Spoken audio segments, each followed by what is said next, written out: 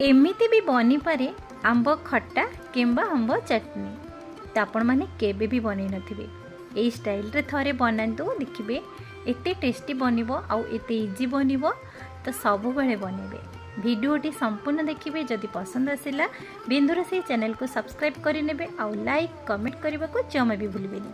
तो एठी मु नेछि तीनोटी आंब टिके छेची जाइछि जेतले गछरु पड़ी थाए।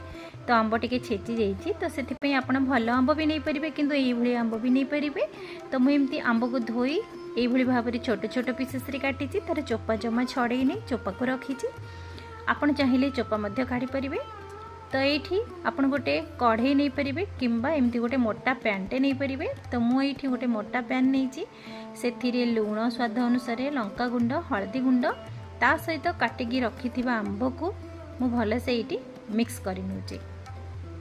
आपण देखुथिबे जे एटा आचार बनेबा प्रोसेस रे जेमती बना जाए सेही भली भाबरे मु एठी बनौछि। किंतु आचार आज बनेबानी एई प्रोसेस रे आज बनेबा। तो मु एठी मिक्स कर साला परे किछि समय ताको रेस्ट दबा को छाड़ देइतिली जेहेतु लूण हळदी लंका गुंड पड़िछि जेहेतु आंब सहित टिके सेट नबा पई। एथिरे गोटे चमच पंच फुटण एठी स्वाद अनुसार आपण चीनी किंबा गुड़ नै परिबे किंतु टिके कलर भल आसीबो सेति पई मु एठी गुड़ नैछि। गुड़ भी हेल्दी जेहेतु आपण जदि चाहिबे तो चीनी मध्य नै परिबे।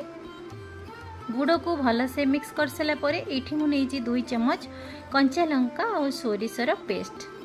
एठी मु धला सोरिस नैछि आपण चाहिए कला सोरिस मध्य नै परिबे।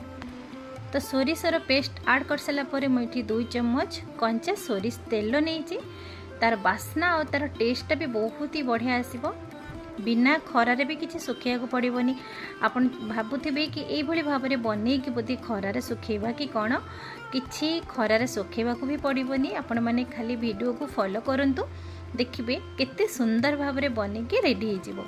तो एठी मु भजा जीरा लंका गुंड मु एथरे गोटे चम्मच ऐड कली आउ गोटे कप पानी। तो आपण जेतिकी ग्रेवी रखिबे से अनुसार आपण पानी मध्य एठी ऐड करि परिबे। एबे हमर सब जिंस को भल से मिक्स करि देले। तो एबे हमर रेडी। तो एठी आमे गोटे जिंस भूली गले गोटे सुखिला लंका सेथरे ऐड करिवे। तो एबे चलंतु सीधा गैस फ्लेम ऑन करिबा आउ पैन को बसैबा ताको कवर करि नबा। तो एबे आमे आंब को सिझिया पई 3 रु 5 मिनिट पर्यंत ताको टाइम दबा। तो मु एठी 4 मिनिट परे चेक करूची देखंतु केते सुंदर भाबरे हमर आंब खटाटी परफेक्ट बनिकी रेडी हो जाइछि। ग्रेवी भी बहुत ही बढ़िया अछि। आंब भी गोटा गोटा पीस भी अछि। एठी आपण चेक करिवे जदि लूण कम अछि तो आपण टिके लूण ऐड करि परिबे। जदि मीठा कम अछि जदि मीठा टिके भी ऐड करि परिबे। एबे हमें गैस रो फ्लेम को बंद करिबा। तो एबे हमें आंब खटा को साइड रे रखिबा। एठी आपण देखि पारुथिबे केते सुंदर भाबरे हमर परफेक्ट भी बनिछि। किछि भी टेस्ट खराब होबोनी। एई भली भाबरे थरे बनांतु देखिबे सब बेले बनेबे। आउ टिके टेस्ट आउ बास्ना पई म एठी पुणी गोटे चम्मच भजा जीरा लंका गुंड म एथि ऐड कली। गरम भात सहित तो बेस जमिबो। किछि भी तरकारी दरकार पड़िबोनी काहेकि ना ए जो खरा दिन जेमती हेलानी पाटी की तो किछि ना किछि गोटे टेस्ट भी दरकार। खट्टा चटपटा जिंस हेले पाटी की भल लागिथे। आउ तरकारी भी दरकार पड़िबोनी। एई आंब खट्टा सहित आपणकर 2 थाली भात उठी जिवो केते बेले जानि भी परिबेनी। एई प्रोसेस रे केबे बनेइथिले ना तो बने नथिले जदि एई प्रोसेस रे थरे बनांतु देखबे केते टेस्टी बनिबो। आंब खट्टा तो केते प्रकार बनौचंदी किंतु एई भली भाबरे निश्चित थरे ट्राई करंतु। वीडियोटी जदि भल लागिला बिंदुरोसई चैनल को सब्सक्राइब करि नेबे। छोटिया लाइक टे करिवे। तो पुणी देखा नुआ वीडियो रे। नमस्कार।